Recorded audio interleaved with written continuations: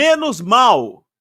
Será que dá para falar assim da derrota do Corinthians para o Flamengo ontem 1-0 no estádio do Maracanã, no jogo de ida da semifinal da Copa do Brasil?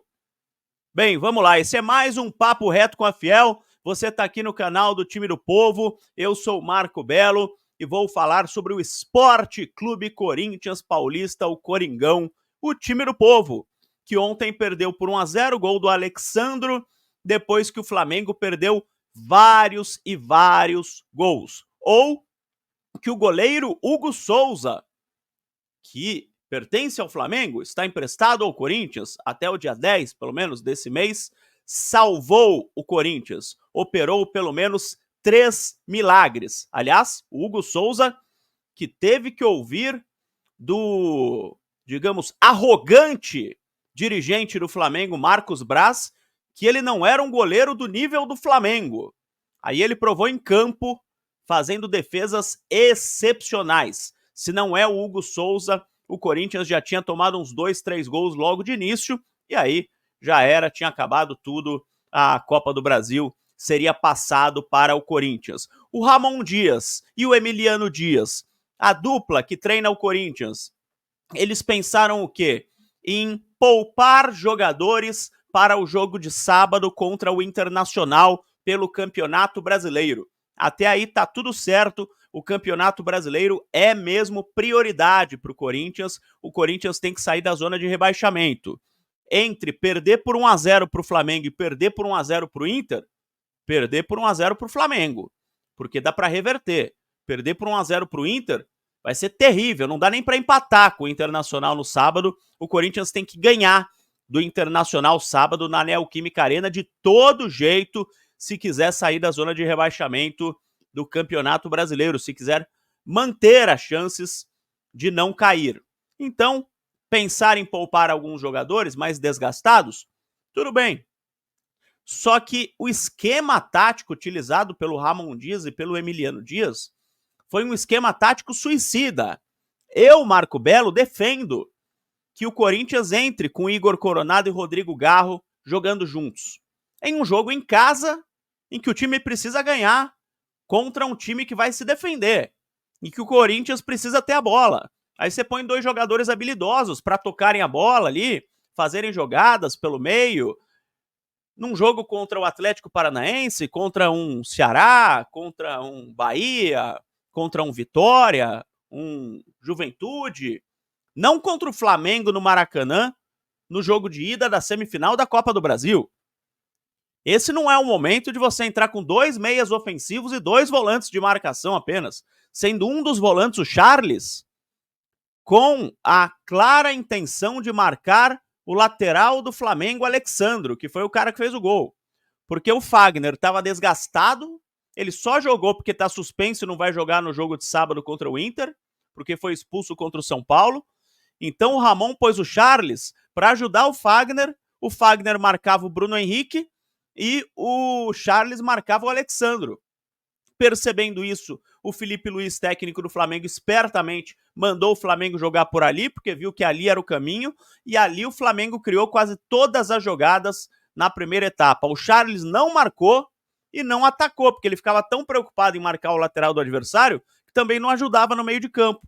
Aí o Corinthians ficou com só um volante, que era o Rian, jovem, coitado, não tem experiência, ficou meio perdido no meio de campo, sem qualquer outro jogador para tocar a bola. O Rian pegava a bola, tinha quem lá do lado dele?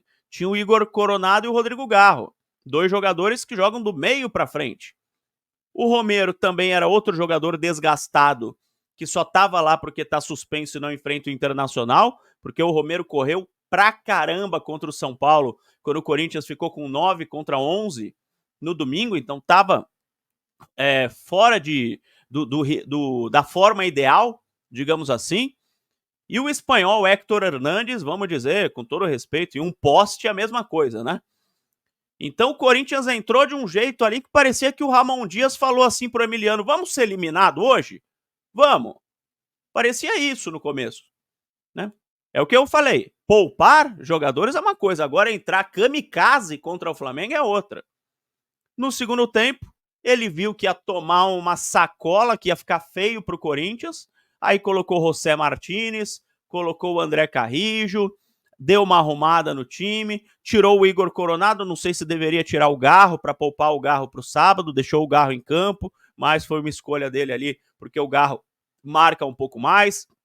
Depois colocou o Yuri Alberto no lugar do Héctor Hernandes, aí a ideia de poupar já foi para lá, né? E o Corinthians podia ter até empatado o jogo. O Romero chutou uma bola na trave, o zagueiro do Flamengo tirou uma bola, o Léo Pereira, em cima da linha. Mas o Flamengo também podia ter feito mais gols, também colocou bola na trave. O Gabigol fez um gol impedido por milímetros, né? Por um pouquinho. Não era validado o gol que estava impedido, foi muito bem anulado, mas foi por pouco. Então, podia ter sido qualquer coisa, podia ter sido 2-3-0 para o Flamengo, mas o Corinthians podia ter empatado o jogo no segundo tempo, que deu uma melhorada, podia ter, de repente, saído com 1-1. 1-0, menos mal. Foi uma derrota que foi comemorada pela torcida no estádio do Maracanã, por exemplo. Depois que os jogadores, depois que terminou o jogo, os jogadores foram ao meio do campo, aplaudiram o torcedor e foram aplaudidos pelo torcedor do Corinthians, enquanto os torcedores do Flamengo saíram cabisbaixos.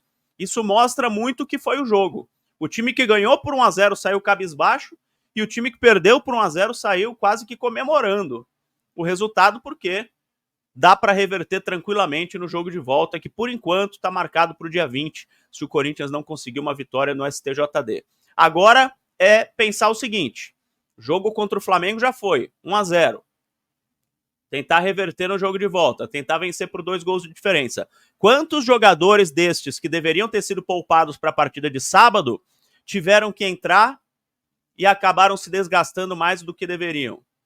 Porque sábado, 7 da noite, Neoquímica Arena Internacional, é o que eu falei. É ganhar ou ganhar. Será que os jogadores vão ter perna? Porque hoje é quinta-feira. Regenerativo. Hoje não tem treino. Depois de um jogo que nem o de ontem, viagem e regenerativo. Massagem, piscina, aquele me engana que eu gosto. Só tem um treino amanhã, sexta-feira. E no sábado já tem jogo. Será que o Corinthians vai ter jogadores correndo 100%? Ou será que o Corinthians vai ter jogadores desgastados? Será que o Ramon Dias aprendeu a lição? Vai colocar 3 volantes? Vai colocar um time mais compacto?